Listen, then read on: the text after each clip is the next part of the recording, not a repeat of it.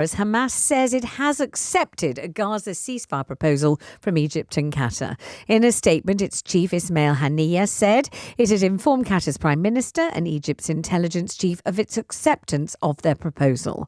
Allyn Fisher-Ilan is a freelance journalist based in Israel who joins us now. Allyn, thank you very much indeed for joining us. So what can you tell us about progress on this? Well, what I can say is that Israeli officials anonymously are cautioning against this Hamas announcement, claiming that this is an acceptance of the deal that's not exactly the terms that Israel had agreed to. This is being reported by the television stations here right now, just after Hamas made this sudden announcement that it had accepted the terms for a truce and a hostage release. So what does that mean in real terms then, that there is no cause yet for any sort of optimism because it still hangs in the balance? Well, what's happening is that, first of all, the agreement, the deal that Hamas appears to have agreed to are terms in their talks with Egypt. Egypt has been hard at work in trying to mediate this whole agreement.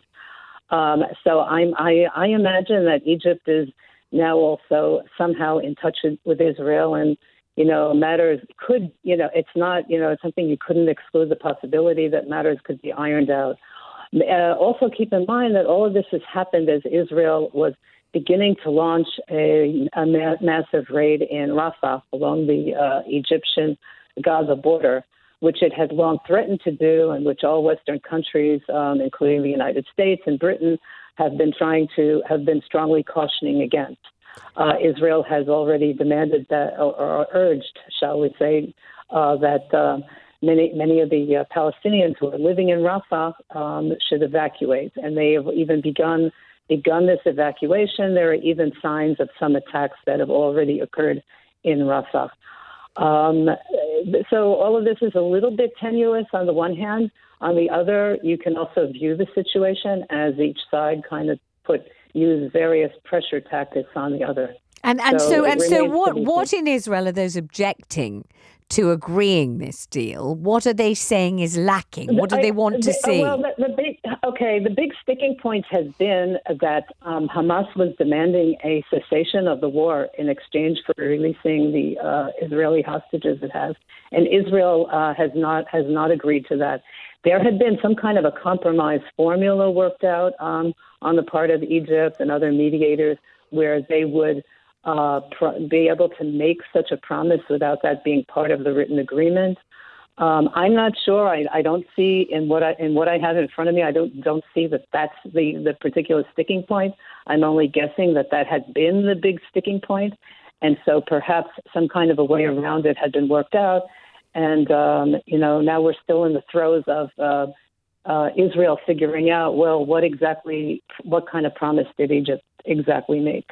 And talk to me about Rafah and about the threatened incursion by Israel into Rafah, the attack upon Rafah, which is, we think, planned because of the maps that were dropped on the area and suggesting that those closest to Israel vacate urgently.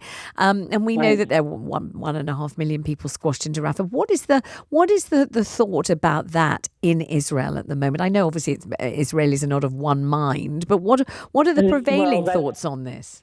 Well, that's it. There are actually very, very mixed feelings about all of this, because on the one hand, Israel maintains that it really needs to clean out the Hamas forces in Rafah, because that's the border area with Egypt, and there are many weapons that are smuggled in there. Israel also suspects or believes that there are many Hamas gunmen hiding in tunnels in the Rafah area.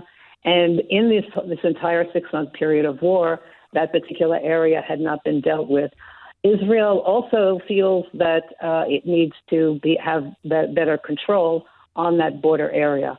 At the same time, Egypt is not so keen about this whole thing. It is on their border. They do not want to see more further militant unrest on that particular border. And Israel and Egypt have a peace treaty now for many years. Egypt is an important partner for Israel. So it's not that there's a majority in Israel who are really keen to foul up those relations. Therefore, it's a very mixed bag. Thank you very much indeed. Thank you for bringing us up to date. So that's breaking news on a potential ceasefire.